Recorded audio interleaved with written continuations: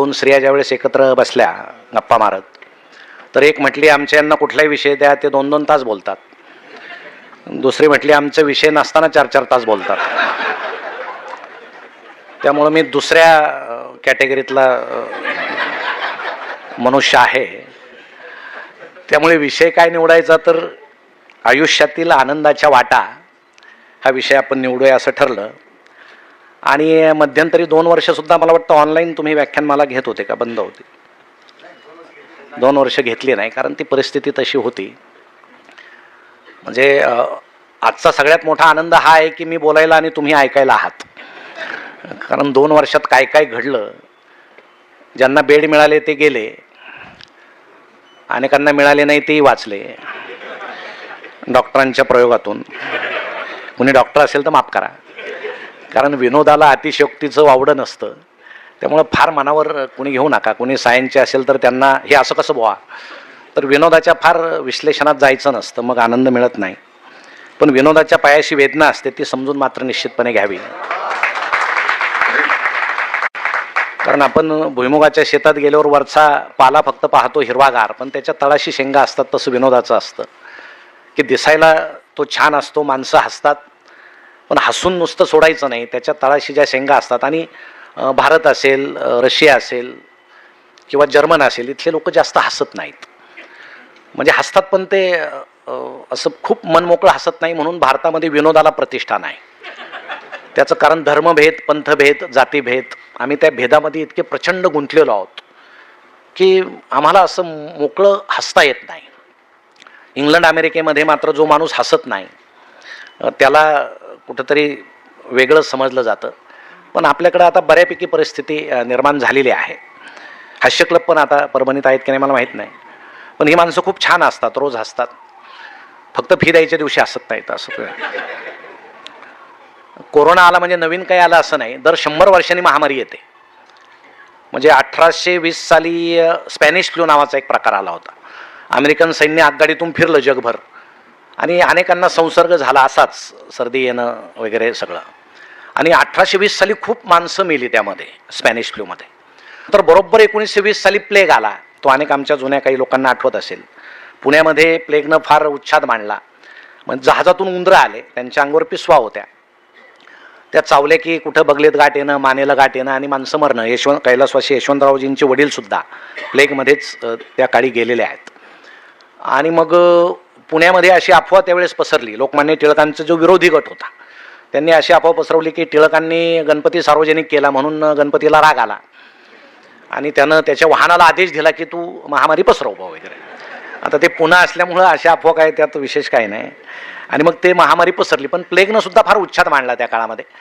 आणि बरोबर 2020ला कोरोना आला. तो विमानातून आला.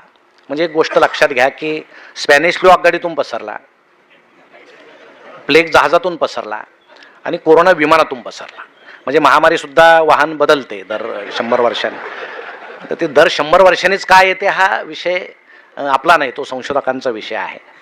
आता पुढच्या 100 वर्षानं महामारी येईलच निश्चित. 100 वर्षानं येतेच म्हटल्यावरती येईल. त्यावेळेस आपण नसू. एखादा असला तर ती शेवटची महामारी असेल त्याची. कारण निसर्गसुद्धा आपल्याला विचारतो की किती चिवटपणा आहे तुमच्यामध्ये.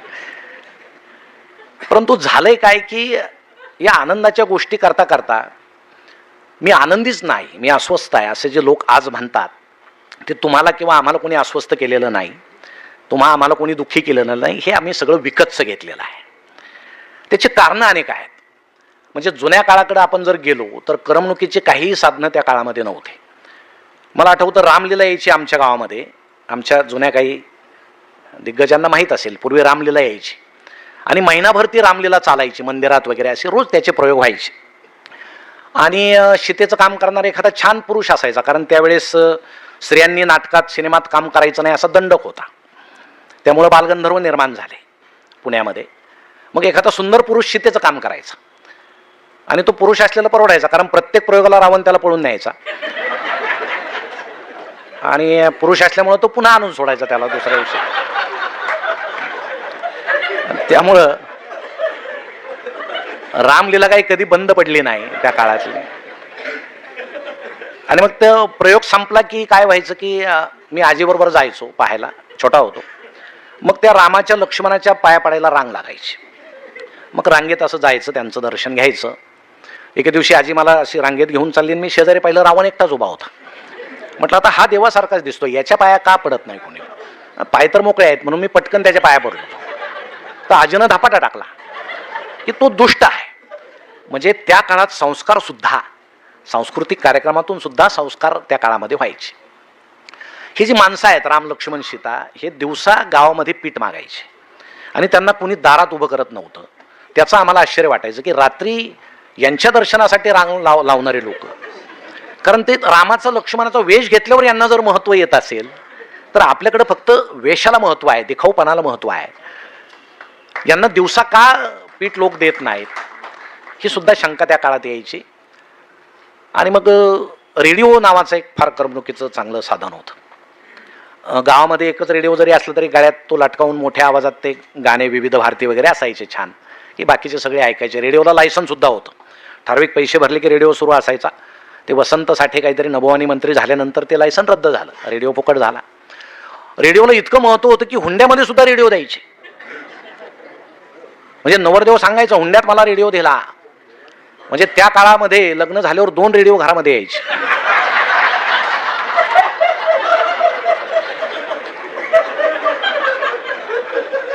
म्हणजे एकाला बंद करण्याची सोय होती, दुसरा बंदच होत नव्हता. ती मजा असायची. गावामध्ये नाटकं यायचे, गावातली काही मंडळी बसवायची नाटकं, ज्यांना अभिनयाचं खूप हे असायचं. मंदिरात वगैरे नाटकं व्हायची. मला आठवतं एक नाटक आलं होतं आमच्याकडं आणि आम्ही लहान होतो, असे समोर बसलेलो. दुसरं काहीच मनोरंजनाला पर्याय नसल्यानं सगळं गाव तिथं जमायचं सगळं पाहायला. मग ते नाटकामध्ये असं प्रसंग होता की तो ज्या नाटकाचा जो हिरो आहे नायक, तो ते व्हिलनवर असं पिस्तूल असं त्यानं रोखलेलं असतं आणि तो असं म्हणतो की मी तुला आता गोळी घालून ठार करतो, असं त्याचं वाक्य होतं. आणि त्या काळात काय असं तंत्रज्ञान पुढारलेलं नव्हतं, म्हणून असं होतं की त्यानं असं म्हणायचं मागून एकानं फटाका वाजवायचा आणि तो आवाज झाला की यानं त्या व्हिलननं खाली कोसळायचं, पडायचं, असा तो प्रकार होता. आणि मग त्यानं असं द्वेषानं येऊन तो नायक म्हटला आता मी तुला ठार मारतो. आम्ही आपला आवाज वाचला की आता पिस्तुलातून गोळी वगैरे सुटेल. तर पावसाळ्याचे दिवस नुकतेच सुरू झालेले, मागच्याला काय फटाका पेटेना. मग 1 काडी 2 काड्या 3 काड्या, त्याला फटाकाच पेटेना. हा तर कंटाळला धरून पिस्तूल. बरं आता काहीतरी आवाज झाल्याशिवाय पडायचं नाही, म्हणून तो खलनायक सुद्धा असाच उभा की काहीतरी आवाज होईल मी पडेल बुवा. हिरोई कंटाळला, ते आता काय करायचं, आवाज तरी येईना. आणि याचा प्रयत्न सुरूच होता. मग डायरेक्टरच्या लक्षात आलं काहीतरी घोटाळा झाला, म्हणून त्यानं हळूच खालून सुरा सरकवला पडद्या खालून आणि तो हिरोला असं म्हटलं की आज जरा अडचण आहे, यानं मार म्हणे. आता हिरो होता, तो हुशार असता ती माणसं. त्यानं पिस्तूल फेकून दिलं, तो सुरा उचलला आणि त्या व्हिलनला तो असं म्हटला की तू इतका दुष्ट आहेस, तू गोळी वाया घालण्याच्या सुद्धा लायकीचा नाहीस. मग आज मी तुला सुऱ्यानं मारतो. आणि त्यानं असा सुरा पकडला आणि त्वेषानं उगरल्याबरोबर मागून आवाज आला ठो.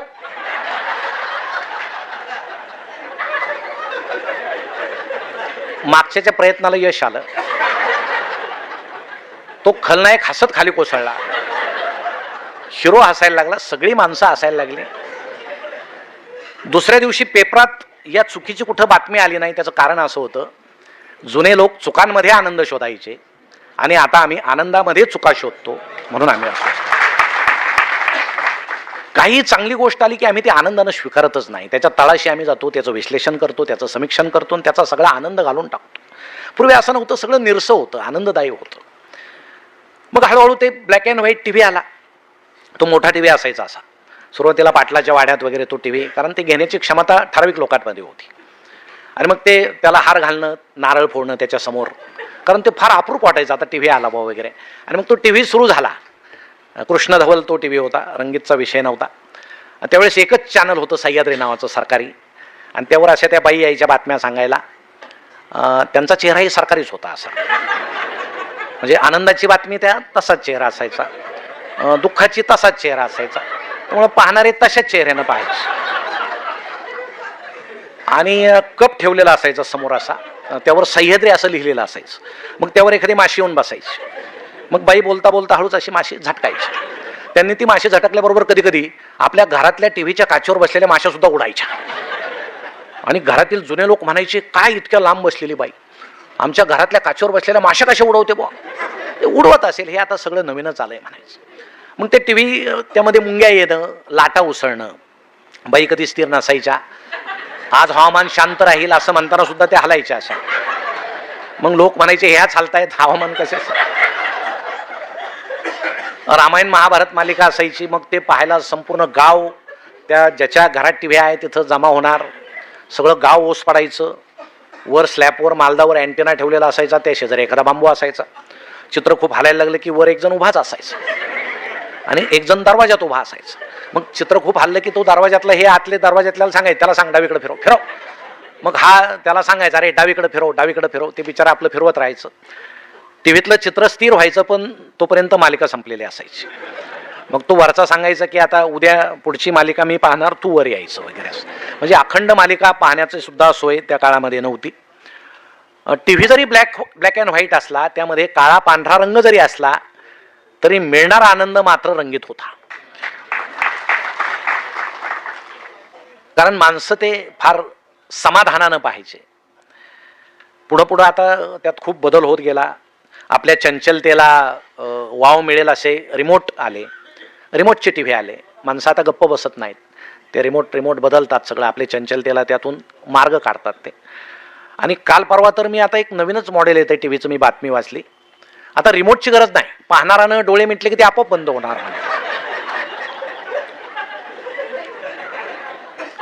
आता पाहणारानं जर कायमचे डोळे मिटले तर त्या मॉडेलचं काय करायचं, हा मोठा प्रश्न आहे. ते त्याच्याबरोबरच पाठवायचं, काहीतरी सोय असेल. कारण हे विज्ञान आता आपल्यापेक्षा फार वेगानं वाहत आहे, त्यामुळे काहीतरी सोय त्यामध्ये असेल. परंतु हे सगळं कमी होतं की काय, म्हणून आता कोणीतरी शास्त्रज्ञांनी, संशोधकांनी, लोकांना वेळ मिळावा, त्यांनी पटकन मोबाईलवर बोलावं आणि बाकीचे कामं करावेत, त्यासाठी मोबाईलची निर्मिती झाली. मग आता आपण पटकन बाकीचे कामं करून बाकी संपूर्ण वेळ त्यावर घालवायला लागलो. मग त्यामध्ये नेट आलं, म्हणजे सगळं जग आलं. मोबाईल खिशात आला म्हणजे सगळं जग आपल्या खिशामध्ये आलं. पण माणसाचे चेहरे जगाला पारखे झाल्यासारखे दिसायला लागले. आता यामध्ये कुणाला दोष द्यावा हा फार मोठा प्रश्न आहे. म्हणजे लहान मुलांपासून अगदी जुन्या लोकांपर्यंत आम्ही आता हळूहळू त्याच्या आहारी गेलेलो आहोत, नको तितके आहारी गेलेलो. सगळ्यांचे व्हॉट्सॲप अकाउंट आहेत, असले पाहिजे, त्याचे उपयोग पण आहेत. कारण बुद्धांनी जी एक गोष्ट सांगितलेली आहे की तुम्ही ही एक चावी आहे, ती जर उजवीकडे फिरवली तर तुम्ही स्वर्गात पडाल, डावीकडे फिरवली तर नरकात पडाल. तसं विज्ञानाचं आहे. आपण त्याचा किती चांगला उपयोग करतो, त्याचा चांगला उपयोग केला तर आपल्याला खूप त्याचा फायदा होऊ शकतो. आपण डावीकडं चावी फिरवली तर आपण त्या आभासी जगात गुंतलो की आपण. म्हणून आता सगळ्यांचे व्हॉट्सॲप अकाउंट आहेत, पाहिजेत. एक समानता सर्वांमध्ये आलेली आहे. श्रीमंताजवळ व्हॉट्सॲप आहे, गरिबांजवळ आहे, तो असला पाहिजे. आमच्या कारमध्ये फिरणाऱ्या स्त्रीजवळ व्हॉट्सॲप आहे, खुरपणाऱ्या स्त्रीजवळ व्हॉट्सॲप आहे. याने एक समानता आता आलेली जरी असली तरी त्यावर व्यक्त होण्याचं प्रमाण फार वाढलेलं आहे. पूर्वी व्यक्त कोणी व्हायचं, जो चांगले विचार मांडतो त्यानं व्यक्त व्हायचं. आता व्यक्त कोण होतं, ज्याच्याकडं एंड्रॉइड मोबाईल आहे तो व्यक्त होतो. आणि कधी होतो, कधी होतो. तुम्ही रात्री 1:30-2ला उठा, व्हॉट्सॲप सुरू करा, माणसं व्यक्त होतात. म्हणजे रात्री सगळे झोपलेले असताना हे काय व्यक्त होतात हा फार मोठा प्रश्न असतो. परंतु आपल्याला त्या सवया लागलेल्या आहेत की मागची भली मोठी पोस्ट न वाचता पोस्टमनगिरी करून पुढं पाठवून द्यायची. वाचा नाही तर नका वाचू. एखादी चांगली कविता आली, कवीचं नाव काढायचं, आपलं पेस्ट करायचं, पुढं पाठवून द्यायचं. म्हणजे आता हा नवीन कवी निर्माण झाला. त्यावर आमच्या तरुण मुलांच्या ग्रुपचे नावं पाहिले तर अंगावर काटा येतो, असे हिंस्र नावं त्या ग्रुपचे सुरू झाले. धर्माचे भांडणं त्या व्हॉट्सॲपवर सुरू झाले. मग पूर्वीचं घर जर तुम्हाला आठवायचं असेल तर आपले आई वडील, तरुण मुलगा आणि मुलगी त्या घरामध्ये जर असेल तर पहाटे उठल्याबरोबर वडील पोथी वाचायचे, रामायण वाचायचे, भगवद्गीता वाचायचे. आई तुळशीला पाणी घालायची, तुळशी वृंदावनासमोर उभा राहून काहीतरी गीत म्हणायची. आपल्या घरातील तरुण मुलगी सगळं अंगण झाडायची, ते सारवून घ्यायची, सडा टाकायची. आणि आमच्या घरातील तरुण मुलगा हा व्यायाम करायचा. असं पूर्वीच्या घरातलं चित्र होतं. आताचं आठवा. चौघं उठल्याबरोबर आधी मोबाईल हातात घेतात. जगाचं काय झालं काळजी असते. मग रात्री कोणतरी गेलेला असतो, त्याचा फोटो आलेला असतो. मग पहिलं काम त्याला श्रद्धांजली व्हायची. मग भावपूर्ण श्रद्धांजली, 2-3 फुलं टाकून द्यायचे. ते काही फुकटच असतात, 5-6 टाकून द्या, काय फरक पडत नाही. त्याच्या खाली लगेचच एखाद्याचा वाढदिवस, त्याला तेच फुलं टाकायचे. आला तरी तेच, गेला तरी तेच. काही संवेदना आमच्यामध्ये. आमचा तरुण मुलगा आईकडे पाहत नाही, वडिलांकडे पाहत नाही, पूर्वीसारखं त्यांचं दर्शन घेत नाही, पाया पडत नाही, कुठेतरी दूर 200-300 मैल दूर असलेल्या मित्राला मैत्रिणीला मेसेज पाठवतो गुड मॉर्निंग, आणि परत रिप्लाय यायची वाट पाहतो. तो प्रतिसाद देण्याच्या अवस्थेत आहे की नाही याचं त्याला काही घेणं नसतं, पण तो अस्वस्थ होतो की मी पाठवला म्हणजे यानं इन्स्टंट मला पाठवलाच पाहिजे. आम्ही असे पहाटेपासून जे बेचैन आणि अस्वस्थ होतो ते दिवसभर आम्ही अस्वस्थ होतो.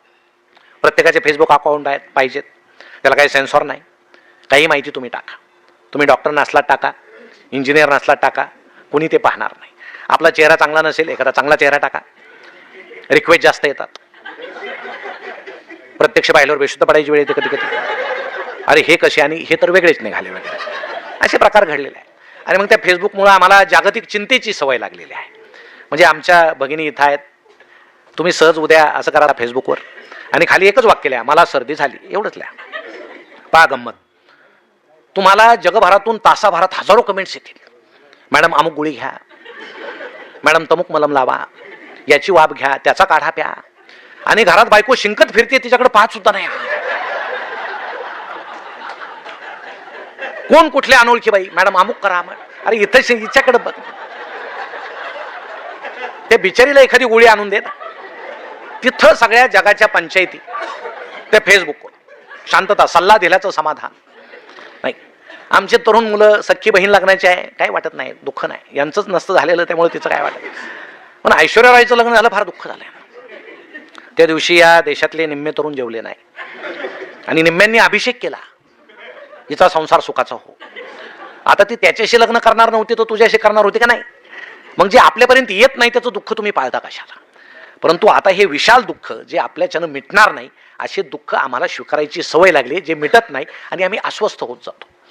म्हणून आता लहान मुलं आमचे पूर्वी कसं बाबा घरी यायचे संध्याकाळी, मग असं पोरगं धावत जायचं, बाबा आले बाबा आले, बाबा त्याला उचलून घ्यायचे.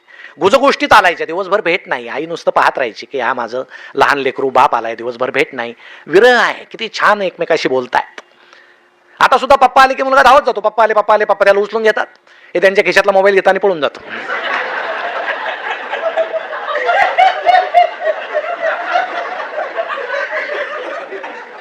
म्हणजे आता ज्या बापाच्या खिशात मोबाईल नाही त्याच्याकडे मुलं सुद्धा येणार नाहीत, अशी परिस्थिती आहे. आणि ही परिस्थिती आम्हीच आणलेली आहे, की दुसऱ्या कोणी आणलेली नाही. म्हणून या आभासी जगातून कसं बाहेर पडायचं?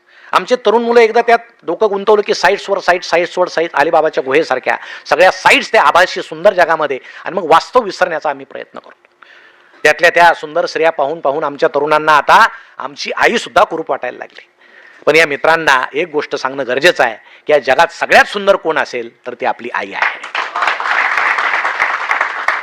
तिनं मेकअप केला तर ती त्या नटीपेक्षा चांगली दिसेल, पण तुम्ही उपाशी मारा, कारण तुमच्या पोटासाठी तिला मेकअप करता येत नाही. आम्ही आदर्श कुणाचा घेतो हा फार मोठा प्रश्न आहे. म्हणजे काट्याकुट्यात काम करणारी आमची आई आमचा आदर्श नाही, कुठंतरी रॅम्पवर तोकडे कपडे घालणारी नटी आजचा आमचा आदर्श असेल तर कुठंतरी याचा विचार करण्याची आता गरज आलेली आहे. पण हे सगळं जर या सोशल मीडियातून होत असेल, या विज्ञानातून तंत्रज्ञानातून होत असेल, तर 125 वर्षापूर्वी स्वामी विवेकानंद जे म्हटले होते की पाश्चिमात्य शिक्षणातून चंगळवाद वाढेल, तंत्रज्ञान वाढेल आणि मनुष्य मला अजून हवे करेल आणि अस्वस्थ बेचैन होईल, हे स्वामी विवेकानंदांनी 125 वर्षापूर्वी सांगितलेली गोष्ट आज जर घडत असेल तर कुठेतरी हे भानावर येण्याची गरज आहे. म्हणून आता इथं तरुण मुलं किती आहेत मला माहित नाही, परंतु जुना काळ या परंपरा त्यांना आपण सांगितल्या पाहिजे की कशा परंपरा होत्या. बालपण तुम्ही आठवा, विजारीला मोठमोठाले ठिगळा असायचे, त्याचं कोणाला वाईट वाटत नसायचं. आमचे दप्तर म्हणजे सुफला युरियाच्या गोण्या असायच्या, म्हणजे आम्ही ते ब्रँड अँबॅसिडरच होतो त्या खताचे गोण्याचे, ते घालाय कुणाला त्याची लाज वाटत नव्हती. आता मुलं सॅक वगैरे घेतात, मान्य आहे, कारण काळ बदललेला आहे. परंतु कपडा थोडा जरी फाटला तरी आई तसं जाऊ देत नव्हती. मुलाला सांगायची थांब मी तुझी विजार शिवून देते.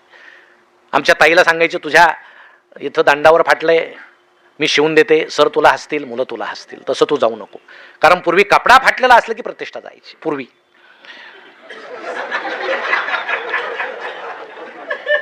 आता चांगली पॅन्ट 1000ला आहे, फाटलेली 2000ला आहे. ते फाडून शिवतात की शिवून फाडतात हे कळायला मार्ग नाही. मी परवा एका कॉलेजवर कार्यक्रमाला गेलो, समोरून तरुण तरुणींचं टोळकं आलं, बॉम्ब स्फोटात उद्ध्वस्त झाल्यासारखे दिसत होते तुम्हाला. कुणाचं इथं फाटलंय, कुणाचं इथं फाटलंय, कुणाच्या पॅन्टीत गोळ्या शिरल्यात. काय नेमकं हा कुठला आदर्श आहे? आम्ही पुन्हा त्या आदिमानव काळाकडे तर निघालो नाही ना, की जंगलामध्ये ते लोक कपडे घालत नव्हते. अजून 4-5 पिढ्यांनी तीच वेळ तर येणार नाही ना, अशी शंका आता यायला लागली. पूर्वी कच्च्या भाज्या खायची, अग्नीचा शोध लावला, इतके मसाले आम्ही खातो, आमची पचनव्यवस्था बिघडायला लागली, आम्ही पुन्हा कच्च्या भाज्या खायला लागलो. पुन्हा आम्ही जुन्या काळाकडे, पृथ्वी जशी गोल फिरते तसं आम्ही पुन्हा जुन्या काळाकडे निघालो की काय, अशी शंका यायला जागा आहे. म्हणून या सगळ्या गोष्टी आम्हाला अस्वस्थ करणाऱ्या आहेत की आम्ही सोशल मीडियाचा वापर किती करावा. आणि त्यावर अनेक विनोद येतात, भांडणात असतात ते, आणि ऐकण्यासारखे सुद्धा असतात. ते नाही की एक मनुष्य व्हॉट्सअप खेळता खेळता चुकून शेजाऱ्याच्याच घरात जाऊन बसला, त्याला समजलंच नाही, तो आपला सोफ्यावर बसला जाऊन. त्या बाई आपल्या सिरियल पाहत होते, त्यांना वाटलं आपले आले असतील, त्यांनी लक्ष दिलं नाही. थोड्या वेळ त्या घराचे खरे मालक फेसबुक खेळत आले, त्यांनी यांना पाहिलं, ते दचकून मोठ्यानं ओढले, सॉरी मी चुकून तुमच्या घरात आलो. आता हे या विनोदाच्या पुढच्या घटना घडायला लागल्या आपल्या बाबतीत सुद्धा. म्हणून यावर आता किती आपण, एकतर काय असतं की आपलं ठीक आहे, पण लहान मुलांना ऑनलाईन, आमचे शिक्षक मित्र काही इथं आहेत आता संघाचे, आमचे काही प्राध्यापक मित्र आहेत, की मुलांना शिक्षणाच्या नावाखाली किती आम्ही मोबाईल द्यावा. आणि आत्तापासूनच त्यांना हवा, आमची आई सुद्धा, पोरगं झोळीत झोपल्यावर अंगाई गीताचा विषयच नाही, मोबाईलवर एक गाणं लावायचं, त्याच्या पोटावर टाकून द्यायचं, आणि त्याच्या डोक्यात तेच राहतं, हेच अंगाई गीत आहे. मग त्याच्या दृष्टीनं ते सिनेमातलं गाणं म्हणजे अंगाई गीत झालं.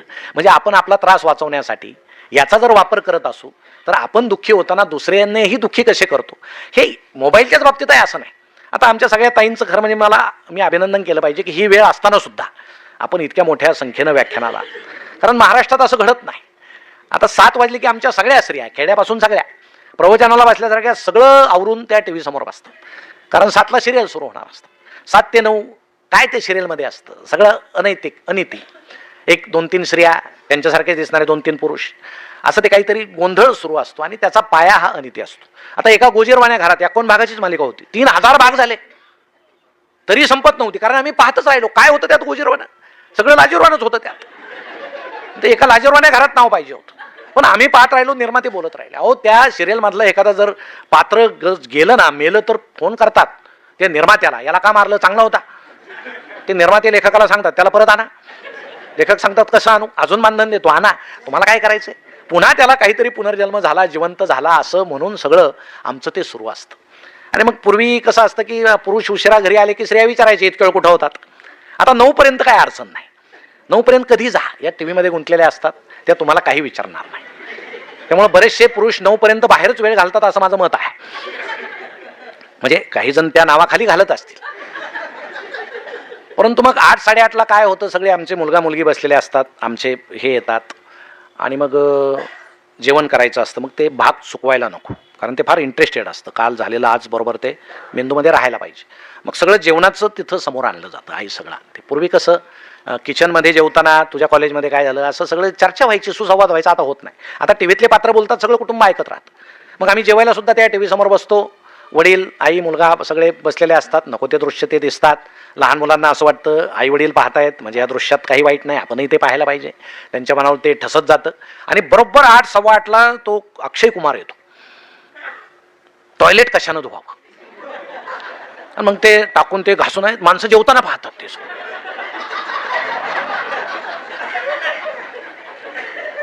नुसतं पाहत नाही, आई वडिलांना सांगते ते घेऊन या बरं का, त्यानं फार छान निघतं ते, थोडी भाजी वाढू का तुम्हाला. बाबा तर घाबरून जातात, आता काय होईल याचा भरोसाच नसतो. मग हे सगळी संवेदनहीनता, जर काही यंत्र आमच्या मनावर जर आरूढ होत असतील तर आमच्या मनावर एक भावनेचं कवच नाही तयार होत, एक यांत्रिक पोलादी कवच तयार होतं, आणि आम्ही अस्वस्थ असमाधानी होत जातो.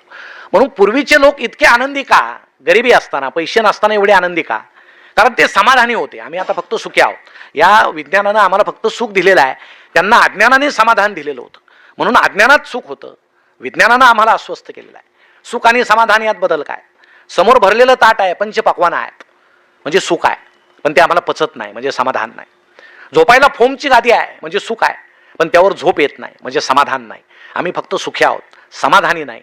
पूर्वीचे लोक हे समाधानी होते, म्हणून ते फार आनंदानं आपलं आयुष्य जगायचे. हा खरा फरक आहे, आम्हाला तो जाणवत नाही. आम्ही लगेच आता पटकन आम्ही दुःखी होतो.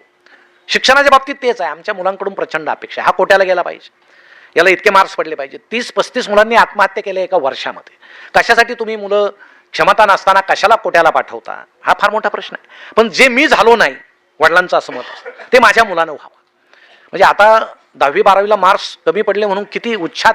आमच्या एका मित्राच्या मुलाला 12वीला खूप कमी मार्क पडले, रडायला लागला, पत्नी रडायला लागली, दोघेही रडायला लागले. आणि आता आईबाप रडतायत म्हणून मुलाला वाटलं आता रडलं पाहिजे आपण सुद्धा. म्हणजे आम्हाला समजलं इथं फार रडारड सुरू आहे. आता ते नवीन जागा झाली आहे सांत्वनाला जाण्याची. म्हणजे मार्क्स कमी पडल्यावर आता सांत्वनाला जावं लागतं, फक्त फळं वगैरे न्यायचे नाही असं. मग आम्ही दोघे तिघे गेलो, तिथं ते रडत होते. मग मी गेल्यावर त्या मित्राच्या कानात एकच वाक्य बोललो, त्यानं डोळे वगैरे पुसले. अजिबात तो म्हटला मी आता रडणार नाही, चहा करा. सगळे शांत झाले, आम्ही निघून आलो. काय बोललो मी त्याच्या कानात? एकच वाक्य बोललो की म्हटलं कधी कधी आनुवंशिकतेचा सुद्धा परिणाम असतो.